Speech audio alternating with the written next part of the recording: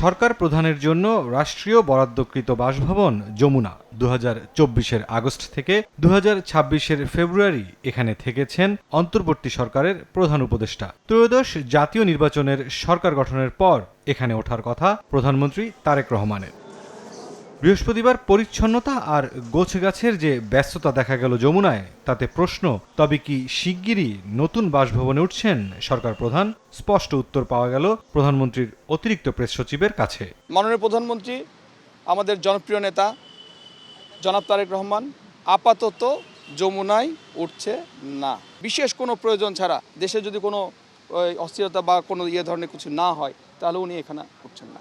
ঈদ উল ফিতরের দিনের আনন্দ ভাগাভাগি করতে প্রধানমন্ত্রীর কর্মপরিকল্পনার কথাও জানান আতিকুর রহমান রুমন।